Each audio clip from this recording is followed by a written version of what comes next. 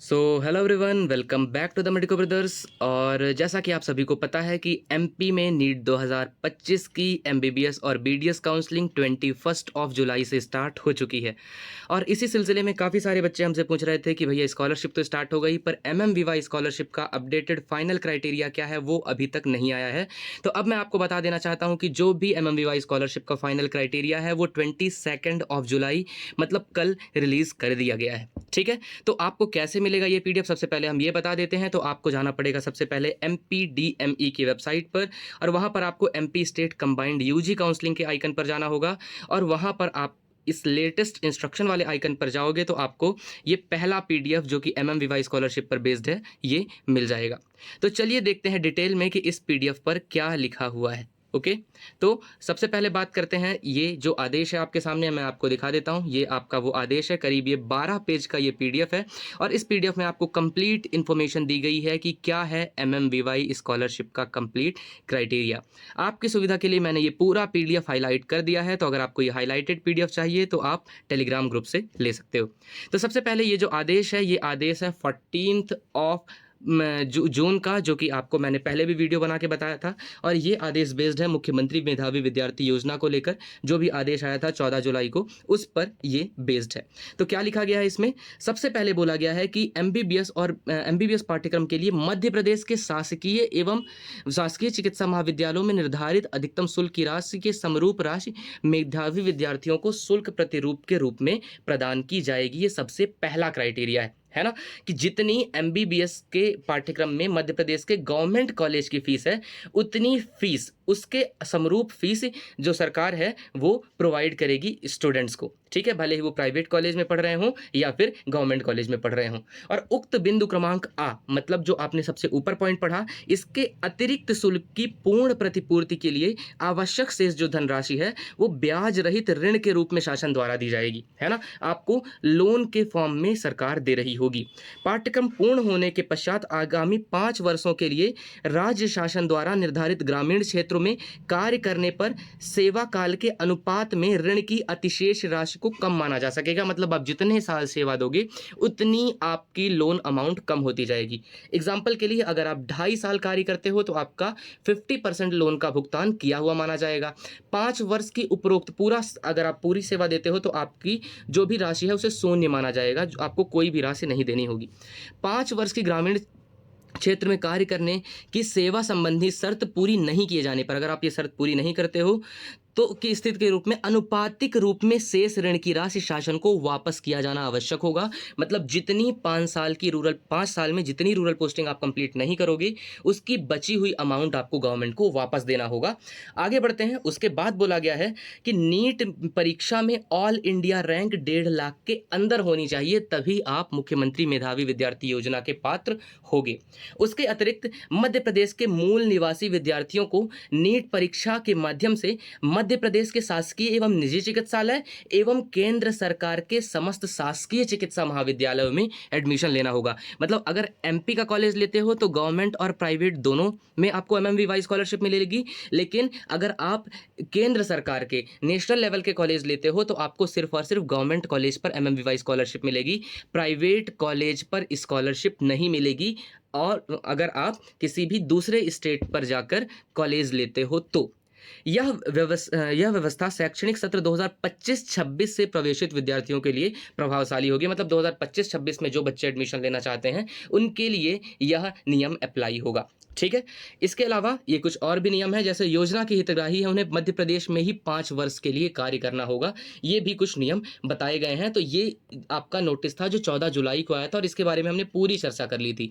लेकिन इसमें percentage criteria या फिर और जो नियम है उसके बारे में कोई चर्चा नहीं की गई थी। तो इसके जो बचे हुए शर्तें हैं उसके बारे में आपको थोड़ी आगे बताया गया है। और ये जो नियम है ये 5 जून 2018 को आया था मुख्यमंत्री मेधावी विद्यार्थी योजना के को लेकर। ठीक है, तो क्या है शर्तें? वो शर्तें ये है बच्चों की, विद्यार्थी जो है मध्य प्रदेश का निवासी हो, विद्यार्थी के पिता अथवा पालक की आय 6 लाख रुपए से कम हो। मैं आपको बता दूं कि ये 6 लाख रुपए जो था ये 5 जून 2018 के आदेश में लिखा हुआ था। लेकिन इसी पीडीएफ के एंड में जब आप जाओगे तो आपको एक संशोधित पीडीएफ मिलेगा। देखिए यहाँ पर स्पष्ट लिखा गया है कि आपका ये एक संशोधित आदेश है और ये संशोधित आदेश आया है 18 अगस्त 2023 को, और यहाँ पर आय 8 लाख रुपए दी गई है। मतलब संशोधन करके 2023 में ये आय 8 लाख रुपए कर दी थी, और 2023-24 में जो बैच चालू हुआ था उनके लिए ये जो आपका वार्षिक आय थी, पिता की वार्षिक आय, वो 8 लाख रुपए कर दी गई है। तो इसके लिए बच्चे बिल्कुल परेशान ना हो कि वो आय 6 लाख है या 8 लाख, क्योंकि इसी पीडीएफ में आपको एंड में मिल जाएगा कि ये जो आय की सीमा है वो 8 लाख है। बाकी जो बचे हुए आपके नियम हैं उन नियमों को भी देख लेते हैं। तो हम लोग यहाँ पर थे और सब हम देख रहे थे कि विद्यार्थी अथवा पिता के पालक की आय 6 लाख रुपए से कम जो पहले बोला गया था, अब इसे बाद में बढ़ाकर 8 लाख रुपए कर दिया गया है। ठीक है। साथ में ऐसा बोला गया है कि ऐसे विद्यार्थी जिनके पिता की आय 6 लाख रुपए तक है तथा वो बीपीएल कार्ड धारक हैं, उनके लिए अथवा वो अनुसूचित जाति या अनुसूचित जनजाति वर्ग के विद्यार्थी हैं, तो उनके लिए कंडिका क्रमांक 3.1, 3.2, 3.3, 3.4 और 3.5 में कुछ उल्लेखित शर्तें हैं, उन्हें भी हम लोग डिटेल में समझ रहे होंगे। ठीक है।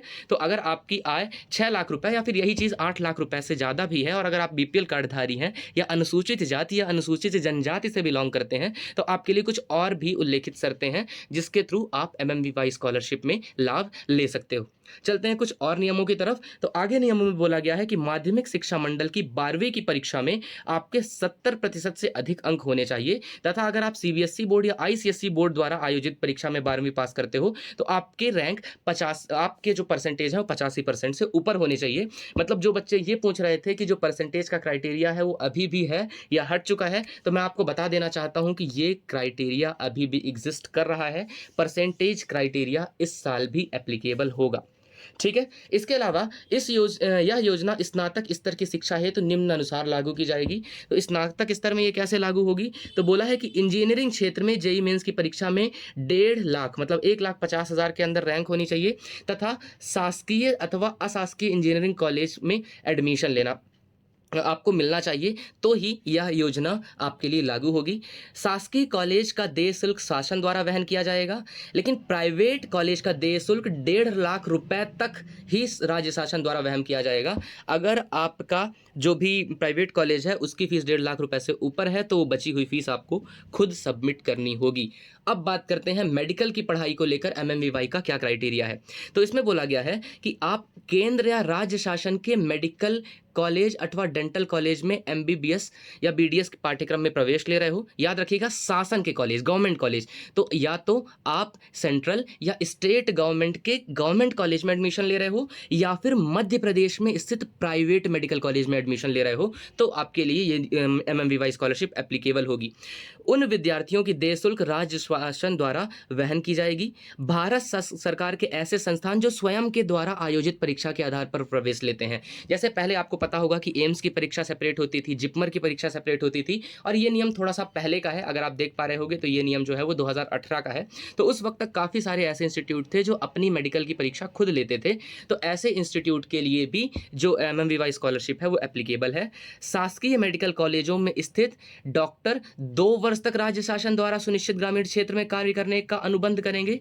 इस आश्रय में 10 लाख रुपए का बॉन्ड करेंगे अगर वो सेवा नहीं देना चाहते ग्रामीण क्षेत्र में। और अगर आप प्राइवेट कॉलेज में एडमिशन लेते हो और एमएमवीवाई स्कॉलरशिप का लाभ देते हो तो आपको 5 वर्ष की अवधि तक आपको कार्य करना पड़ेगा, या फिर बॉन्ड की राशि 25 लाख रुपए आपको गवर्नमेंट को देनी होगी। ऐसा कुछ यहाँ पर लिखा गया है। हालांकि अब ये जो प्राइवेट कॉलेज वाला है, मुझे जहाँ तक लगता है कि अब ये नियम हट जाना चाहिए जो 25 लाख रुपए वाला है, क्योंकि अब ये लोन की अमाउंट मतलब आपकी जो कॉलेज फीस है उस कॉलेज फीस पर डिपेंड करेगा कि आपको ये 25 आपको कितना देना है। और जाहिर सी बात है, अगर आप प्राइवेट कॉलेज में एडमिशन लेते हो मध्य प्रदेश में तो 25 लाख रुपए से तो अधिक ही फीस होगी, मतलब जो लोन की अमाउंट होगी आपको उसे चुकाना पड़ेगा। ठीक है। आगे कुछ और भी, जैसे कि ये क्लैट के लिए लिखा गया है, या फिर और भी कुछ भारत सरकार के विश्वविद्यालय या संस्थानों के लिए भी कुछ नियम दिए गए हैं, तो आप इन्हें भी रीड कर सकते हो। अगर आपको ये हाईलाइटेड पीडीएफ चाहिए तो मैं आपको डिस्क्रिप्शन में टेलीग्राम लिंक प्रोवाइड कर रहा हूं, वहां से जाकर आप ये पीडीएफ डाउनलोड कर सकते हो। योजना की कुछ अन्य शर्तें भी हैं, उन्हें भी देख लेते हैं। तो उसमें बोला गया है कि इस योजना अंतर्गत लाभ पाने वाले छात्रों को प्रवेशित संस्था के नियमानुसार विषय तथा पाठ्यक्रम को समय सीमा में पूर्ण करना आवश्यक होगा। मतलब अगर आपका बैक लग जाता है, आप जो उस ईयर में अपना एमबीबीएस कंप्लीट करने वाले हो उस ईयर में अपना एमबीबीएस कंप्लीट नहीं कर पाते, तो जो बचा हुआ 1 साल होगा उसकी फीस आपको खुद से देनी होगी, एक ये भी नियम है। साथ ही शासकीय संस्थाओं के विद्यार्थियों की जो देय शुल्क है वो संस्था के खाते में आएगी, वहीं जो प्राइवेट कॉलेज हैं उनके विद्यार्थियों को देय शुल्क विद्यार्थी के खाते में होगी। तो ये भी डाउट काफ़ी सारे बच्चों का रहता है कि अगर हम हमारे अकाउंट में वो पैसे आते हैं या तो फिर वो आपके डायरेक्ट कॉलेज के अकाउंट में भेज दिए जाते हैं। तो जो गवर्नमेंट कॉलेज है वहाँ पर डायरेक्ट कॉलेज के अकाउंट में भेजे जाते हैं, और अगर आप प्राइवेट कॉलेज में एडमिशन ले चुके हो तो वो जो अमाउंट है वो आपके खाते में आती है। इसके अतिरिक्त तीसरा नियम यह है कि विद्यार्थी द्वारा राज्य या केंद्र शासन की किसी अन्य योजना से सहायता प्राप्त होने की स्थिति में वह अंतर की राशि, मतलब मान लीजिए कि आप किसी भी सेंट्रल गवर्नमेंट की स्कॉलरशिप का लाभ ले रहे हो और आपको 50,000 रुपये उस स्कॉलरशिप से मिल रहे हैं, तो बची हुई फीस 50,000 रुपये ही आपको एमएमवीवाई स्कॉलरशिप से मिलेगा। मतलब सिर्फ आपको अंतर की राशि दी जाएगी, ऐसा नहीं है कि आप दोनों स्कॉलरशिप का लाभ एक साथ ले रहे हो, है ना। तो अगर मान लीजिए वहाँ की जो आपको स्कॉलरशिप 50,000 आ रही है तो बची हुई 50,000 अमाउंट आपको यहाँ से दे दी जाएगी, कुछ ऐसा है। साथ ही इसके बाद बोला गया है कि ये जो योजना है इसे कौन संचालित करेगा, तो तकनीकी शिक्षा एवं कौशल विकास विभाग जो है वो इस योजना को देख रहा होगा और इस पूरी योजना को संचालित कर रहा होगा। और ये जो योजना है ये सत्र 2017-18 से लागू की गई थी और यह शैक्षणिक सत्र 2018-19 से लागू हो गई थी। ठीक है, तो यह नियम है। इसके अलावा बच्चों आप कैसे रजिस्टर करोगे, तो विभाग द्वारा पोर्टल के माध्यम से आप इस योजना के लिए रजिस्टर कर सकते हो। और एक और चीज़ बोली गई है कि ऐसे छात्र जिनके पास आधार नंबर नहीं है वो 3 माह के अंदर आधार नंबर अपना प्रस्तुत करना होगा। तो मतलब आप कुछ चीज़ें हैं जो अगर आप तुरंत रिकॉर्ड अवेलेबल नहीं करा रहे हो तो आपको थोड़ा समय दिया जाता है कि आप समय लेकर अपना रिकॉर्ड उपलब्ध करा सकते हो। बाकी बात कर लेते हैं फिर से एक संशोधित आदेश की। जैसा काफ़ी सारे बच्चों का डाउट रहता है कि एनुअल इनकम कितनी रहनी चाहिए, तो 2023 में ये जो इनकम थी इसे पहले तो 6 लाख थी और 6 लाख से बढ़ाकर अब उसे 8 लाख कर दिया गया था। ठीक है, तो अगर आपकी इनकम, आपकी फैमिली इनकम 8 लाख रुपए से कम है तो आप एमएमवीवाई स्कॉलरशिप के पात्र रहोगे। बोला गया है कि ऐसे विद्यार्थी जिन्हें योजना में एक बार लाभ प्राप्त हो जाने के पश्चात यथा निर्दिष्ट सत्रों के अधीन आय की सीमा 8 लाख से अधिक हो जाती है, मतलब आपको एक बार एमएमवीवाई स्कॉलरशिप का लाभ मिल गया और तब तक आपके परिवार की आय 8 लाख रुपए से कम थी, पर आपको योजना का लाभ मिलने के बाद अगर आपके परिवार की आय 8 लाख रुपए से अधिक हो जाती है तो पूर्ण होने पर, तो बोला गया है कि अधिक होने पर भी पाठ्यक्रम के पूर्ण होने तक योजना के लाभ की पात्रता होगी। फिर भी अगर आपके परिवार की वार्षिक आय आपके एजुकेशन पीरियड के दौरान भी 8 लाख रुपए की पार हो जाती है तो भी इस आपका पाठ्यक्रम जब तक कंप्लीट नहीं होगा तब तक आप इस योजना के पात्र रहोगे, मतलब आपको स्कॉलरशिप मिलती रहेगी। ऐसा बिल्कुल भी नहीं है कि अगर आपकी आय 8 लाख रुपए के पार चली जाती है आपकी पढ़ाई के दौरान तो आपको योजना का लाभ मिलना बंद हो जाएगा, ऐसा नहीं है, आपको लगातार योजना का लाभ मिलता रहेगा। तो कुछ मेडिकल संबंधी प्रश्न भी देख लेते हैं जो काफ़ी सारे स्टूडेंट के डाउट रहते हैं। जैसे मैंने नीट परीक्षा पास की है तो क्या मैं इस योजना का लाभ ले सकता हूं, तो जी हाँ, आप इस योजना का लाभ ले सकते हो। दूसरा, क्या शासकीय एवं प्राइवेट मेडिकल कॉलेज के एमबीबीएस पाठ्यक्रम के विद्यार्थियों को इस योजना का लाभ लेने के लिए बॉन्ड भरना आवश्यक है, तो जी हाँ, आपको बॉन्ड भरना आवश्यक है और इसके लिए आप 18/5/2018 में जो शर्तें बताई गई हैं बॉन्ड की शर्तें उसे आपको फॉलो करना होगा। हालांकि आप सभी को पता है कि अगर आप गवर्नमेंट कॉलेज से एमबीबीएस कर रहे हो तो आपको 2 साल का रूरल सर्विस बॉन्ड देना होगा और अगर आप प्राइवेट कॉलेज से एमबीबीएस कर रहे हो तो आपको 5 साल का रूरल सर्विस बॉन्ड देना होता है। आगे चलते हैं, तो उसके बाद बोला गया है क्या बीडीएस में प्रवेश लेने पर योजना का लाभ मिलेगा, तो मध्य प्रदेश में स्थित शासकीय दंत चिकित्सा महाविद्यालय में प्रवेश लेने पर योजना का लाभ प्राप्त होगा। निजी दंत चिकित्सा मतलब प्राइवेट मेडिकल कॉलेज में इस एमएमवीवाई स्कॉलरशिप के लिए पात्रता नहीं होगी। और आखिरी जो सवाल रहता है बच्चों का, क्या किसी भी मेडिकल कॉलेज में प्रवेश लेने पर इस योजना का लाभ मिलेगा, तो बोला गया है कि केंद्र शासन एवं मध्य प्रदेश शासन के मेडिकल कॉलेज अथवा मध्य प्रदेश में स्थित प्राइवेट कॉलेज, इन जगहों पर आपको एमएमवीवाई स्कॉलरशिप का लाभ होगा। सेंट्रल गवर्नमेंट के प्राइवेट कॉलेज या फिर मध्य प्रदेश के बाहर के प्राइवेट कॉलेज में इस योजना का लाभ आपको नहीं मिल रहा होगा। साथ ही केंद्र शासन के ऐसे मेडिकल कॉलेज जो स्वयं की परीक्षा के आधार पर एमबीबीएस पाठ्यक्रम में प्रवेश देते हैं वे उसमें उन स्टूडेंट्स को भी इस योजना का लाभ मिलेगा। तो बच्चों ये थी MMVY स्कॉलरशिप की कंप्लीट डिटेल्स, जिसे आप खुद भी देख सकते हो और आपको ये PDF MPDME की वेबसाइट में मिल जाएगा। और ये PDF अभी हाल में ही 22 जुलाई को रिलीज़ किया गया है। अगर आपको हाईलाइटेड PDF चाहिए तो मैं टेलीग्राम में आपको ये PDF प्रोवाइड कर रहा हूँ, वहाँ से जाकर भी आप कंप्लीट डिटेल्स ले सकते हो।